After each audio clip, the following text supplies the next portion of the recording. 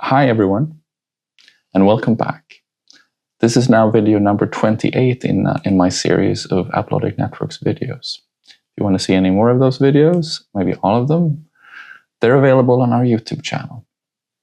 Today, we're going to talk about the Global Internet Phenomena Report, which is a recurring report, a product produced by AppLogic Networks for the last 18 years or so. Normally, we do it once per year. Last couple of years, we've done twice. One report that comes out in the January-February timeframe that covers all of the previous year, and then a mid-year report covering the first half of the year. So we're now in late September, and we're going to be looking at the traffic trends that we saw on the network for the first half of 25. Every year, we change the report a little bit. This year, or this version, the big change is that we're moving to hourly data instead of daily data. So that enables us to look at the peak hour trends instead of looking at a daily volume, which makes it a lot more relevant when you're looking at capacity planning, etc. So let's look into how the global internet phenomena works, what it is, etc. If we have a mobile subscriber with his mobile phone, he's connected to a cell tower, and that cell tower then is connected to a packet core. Then his packets will go through, for our customers, an AppLogic Networks box, and from there to the internet. This AppLogic Networks box will send back a report over the internet to AppLogic Networks GIPR server. And this report will have the app, so Netflix, for instance. It will have the volume in and out, so let's say 703 terabytes. And number of subscribers. Let's call it 708,000 subscribers. And then the same for all applications. That's it. That's what we have to work with in the GIPR report. So now we report for mobile and fixed networks separately. Fixed networks is a little different. There you have a household, let's say a nice little house like this, with 2.5 people living in it on average. There's a CPE, there's an access point, there's a Wi-Fi, there's a smart TV, there's a smart toaster, 3 iPads, 2 laptops, mobile phones when people are home and using it. So it's essentially covering a household, versus on the mobile side, it's mostly covering a person. So the CPE is connected to a packet core or a distribution network. Then there's our box, and then the traffic goes, of course, to the same internet. AppLogic Networks also has other types of customers. Satellite networks, airline traffic, cruise line traffic, enterprise networks, schools, etc. They also come home to the GIPR server, but we don't use them in the report. The report, at least so far, only focuses on fixed networks and mobile networks. A couple of other things to note is we have customers where the AppLogic Networks box is sitting in front of a mobile network with subscribers, as well as a packet core for fixed. So lots of households in a fixed network. So a fixed network and a mobile network. Because this is what the report looks like, I can't use that data because I don't know how many subscribers on Netflix captured by this box was a fixed network and a mobile network. So those records and reports get discarded in the report. Another way that reports get excluded from the GIPR is, what if the Netflix cache or the Meta or Google CDN is sitting here before it reaches us. That way, packets will go like this, and the AppLogic Networks box will never see it. If that happens, I also cannot use the report from this operator. And there are several other reasons why the data science piece of this gets a little tricky, and we have to work really hard to make sure that the reports that we do include are representative of the global internet trend. So this report, we are going to look at peak hour. And if you think about the seasonality of a week, weeks by ISO standard starts on a Monday, Tuesday, Wednesday, Thursday, Friday, Saturday, Sunday. And you have these daily peaks every day in a network, at least most networks. And for most networks on the fixed side, we're going to look at this in the report later, the peak hour is actually on Sundays. In mobile networks, it's a little bit more fuzzy. So this is what we're reporting on, the peak hour utilization, which is what you have to dimension your networks for. So that's why it's more important. Let's dig into the report. The mid-year 2025 Global Internet Phenomena Report. Let's start by looking at the weekly busy hour analysis. And across our customer base, we looked at the busy hour for fixed and the busy hour for mobile networks. And in the fixed networks, it was pretty clear that when people had dinner and they're relaxing in the sofa, somewhere around 8 to 10 p.m. In every fixed network, on Sundays, end of the week, is the busiest period, busiest hour of the week. In mobile networks, it was less clear. It's still 9 to 10 p.m. is pretty consistent, but there's no consistent peak day, meaning almost all days are the same. So when we talk about busy hour in this report, for fixed networks, we'll use the Sunday peak. And for mobile networks, we'll use the 9 to 10 p.m. For an average day. Now, how much of the network volume in a day is transferred during this peak hour? For fixed networks, it's 7.5%. For mobile networks, it's 7.1%. And it's going to be interesting to track how this number trends over time as well. Going into this busy hour, and we'll look at volume and we'll look at popularity in this report. To the left, we have the fixed networks, and to the right, we have mobile networks. What are the most popular apps, meaning how many subscribers are actually using apps during the peak hour? And in the fixed networks, you can see that, remember, a subscriber here is a household.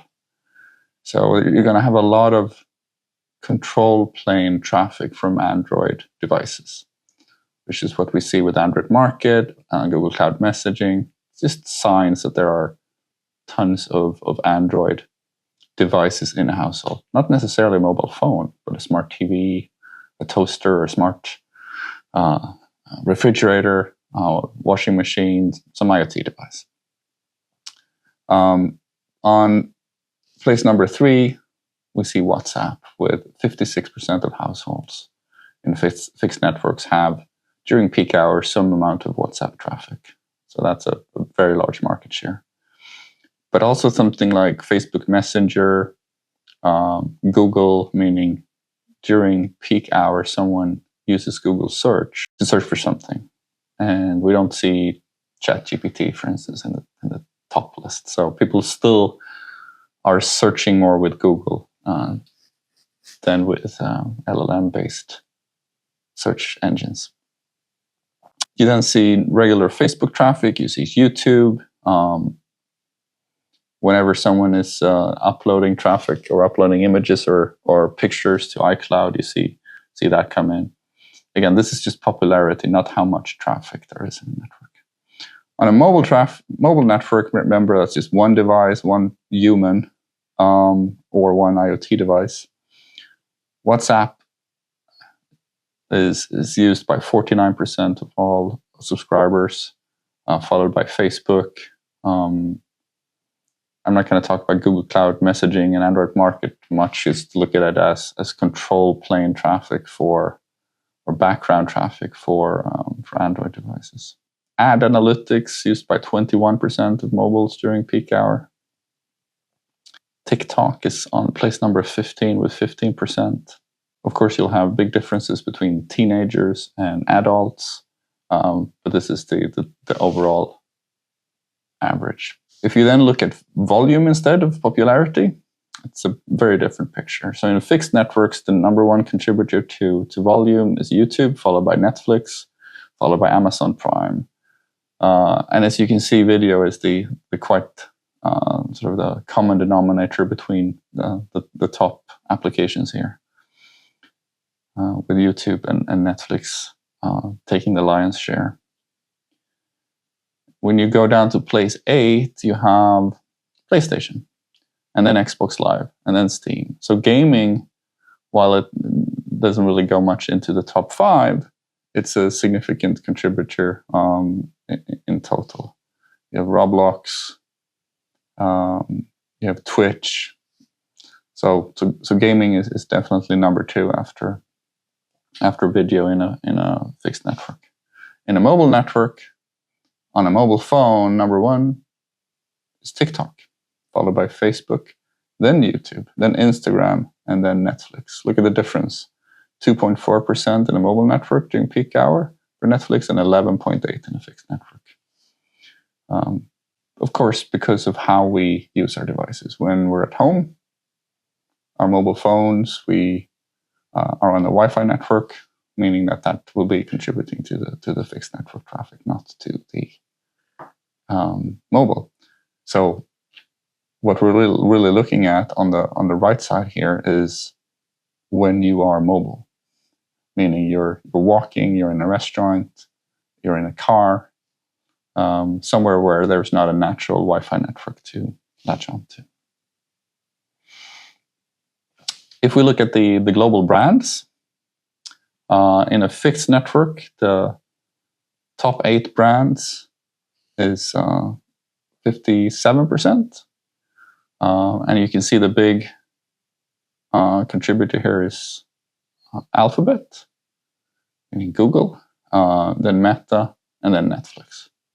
But in a mobile network, Alphabet's position is smaller, and Meta's position is much larger from, of course, Facebook and Instagram and WhatsApp and all of that.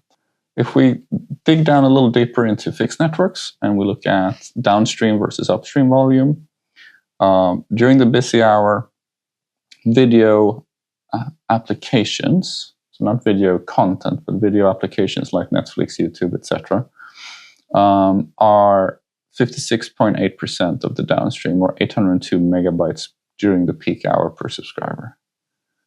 In total, the average downstream household during peak hour uses 1.4 gigabytes and 103 megabytes on the upstream. In place number 2 on the downstream, we have social media and then gaming. On the upstream, we have communication apps, then file sharing apps. That's mostly Google Drive and iCloud. And video is in third place. It's also interesting to talk about what's not there. AI apps and IoT are both not even showing up with 0.1%, or like 472 kilobytes per subscriber during the week hour for IoT and 68 for AI. Why is that? Well, quite a few people do use ChatGPT and its competitors, but it's mostly just text. And yes, people do generate images and videos, but not every day and not every peak hour. So it just washes out against the average. Will that go up? I think it will, but it's going to take a very long time before it's a significant contributor to network traffic.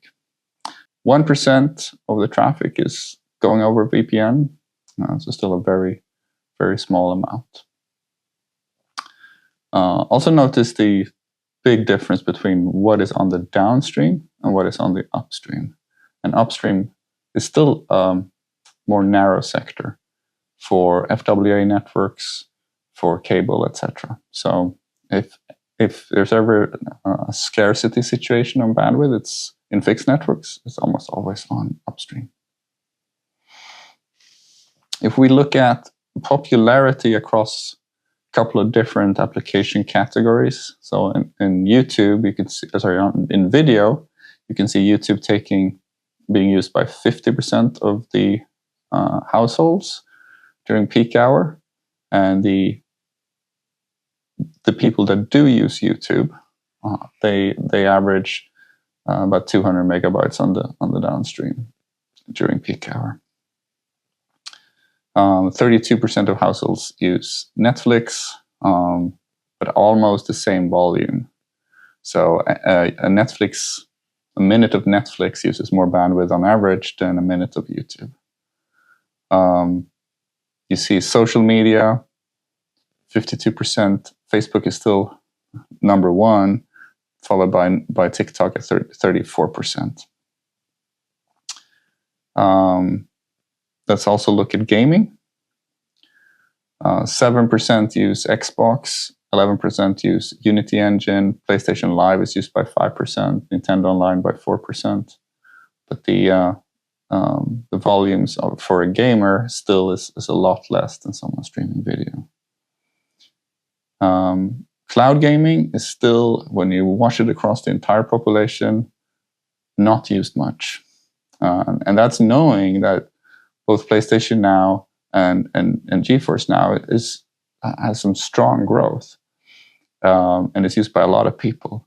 But a lot of people doesn't equal a lot of percentage of the population just yet. 33% have an Alexa at home. 26% have some Apple device that uses Siri. Philips Hue that we're tracking as well as a customer base of about 5%. Now remember this is peak hour. So for fixed networks, this is Sunday at 8 to 10. Teams is used by 26%, Google Meet by 13%, and Zoom only has 2%. That would be a very different number if we were reporting on a Wednesday at 10 a.m. Because luckily, who has a video conference call meeting over Zoom on Sunday night at 8? Very few. In the communication apps, WhatsApp is just 1% ahead of Facebook Messenger. So taking the number one spot. For streaming music, Spotify, 21% of households, followed by Apple Music at 15%. And as you can see, very small volumes. On the mobile side, remember on fixed, video was number one. On a mobile, the number one app for volume usage is social media, both on the upstream and downstream, then followed by video. But on the upstream, it's communication, even less, of course, volume on IoT and AI stuff on the mobile side. VPN is about the same for the mobile networks. Now remember that in this report, we also have shared sector FWA. So some of the usage in our mobile report will be FWA traffic or fixed wireless households that are mixing in with normal subscriber traffic to a handset.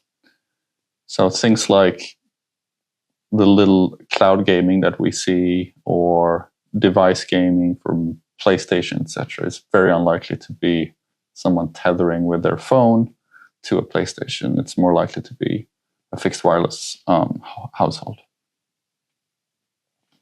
Looking at popularity, as you can see, smaller numbers in general because we're only looking at, for most of the cases, a single subscriber, a single human, and there's only so much you can do during peak hour as one person. but 17% of us during peak hour use YouTube. On social media, TikTok 15%, Facebook 37%, and very little video conferencing on the mobile networks compared to fixed. But a lot of communication apps, WhatsApp, Facebook Messenger, FaceTime, a little bit of Siri, and quite a few people are still using Spotify and Apple Music during peak hour. Here's an interesting graph. We're going to look at, we're going to do a contrast between Netflix and Zoom during a week. So for Netflix, every peak here is the peak point of a day. So we're looking at 7 days. And there's not a lot of difference between Monday, Tuesday up until Saturday, Sunday. Barely noticeable. Certainly within the no statistically significant differences. And a very clear peak. The shape almost looks the same every day. For Zoom, or video conferencing in general, but Zoom specifically, it's a very different picture. You have this morning meetings that maybe people are taking at home, and then followed by another little peak that repeats most of the days. Maybe that's just during lunch or just after lunch meetings. And then the afternoon is a little more quiet. Everyone goes home, and then there's the last meeting that you're taking maybe from home. I'm speculating a little bit. And then most days actually look like this until you move into the weekday. And thank God, not a lot of people are taking business meetings over Zoom during the weekend, and then it picks back up. So a very interesting comparison between the two fairly bandwidth hungry and popular applications, but vastly like very different usage patterns. And lastly, let's also use global internet phenomena data to look at something that is near to my heart, which is latency. How instead of just focusing on bandwidth, let's look at how mobile and fixed networks vary within their own segment and between the segments. So blue here is a box plot over the internal latency for mobile networks. By internal latency, I mean the time it takes for a packet to go from the user to our box and back again. That's the internal round trip time. In a fixed network, it's the same. So it's from the device over the Wi-Fi, which will be quite a bit of the latency, through the core to the AppLogic networks box, and then all the way back again. So blue here with a median mobile RTT on the internal side of 79. You can see the quartiles, and you can see the min and max values. So the best mobile network average latency, and this is across months of data for billions of users. So these are going to be pretty stable and good measurements. 24 milliseconds, which must be a very lightly loaded, maybe a 5G SA network. This data, of course, includes some 2G traffic, some 3G traffic, some 4G traffic, some 5D NSA, and some 5D SA. So wide variety of different radio technologies, but all coming through to a mobile core. 152 milliseconds compared to the 79 median, of course, is a big difference, especially if you're using latency-sensitive applications, gaming, high transaction rates, apps, etc. Now, contrast that with the green here, which are all the fixed operators. median latency is 37.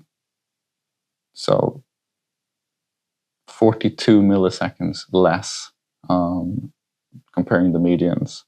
And even the worst case fixed networks are better than the first quartile in the mobile networks. So there is a massive difference in latency, which will equate to a massive difference in quality of experience for most applications. Not for video, not for Netflix, but for anything that's interactive, this will make a big difference. And we can also measure the end-to-end latency. So the end-to-end would be from the mobile phone out to the Netflix server, if it's Netflix, and then back again. So it includes the internal latency. And here the difference is a little less pronounced because there's no reason a fixed network would have a shorter, would necessarily have a shorter round trip time to the content from the core network. Here you will have variances like some of our customers are a small island in the middle of the Pacific. So of course, for them, the external latency from the core to the content is hundreds of milliseconds.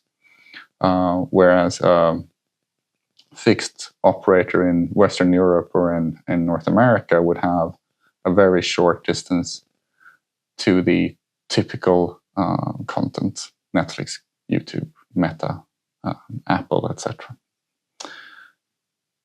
So that's why the difference here is not as pronounced. But fixed network, a median end-to-end latency of 78. And on a mobile network, the median is 123. These numbers are going to be interesting to track over time as well. Of course, to make the internet better, we want to squeeze these box plots together, get the variance down, and we want to move them down. Lower latency is going to benefit everyone for better quality of experience. And with that, we conclude the view into the Global Internet Phenomena Report. Thank you for listening.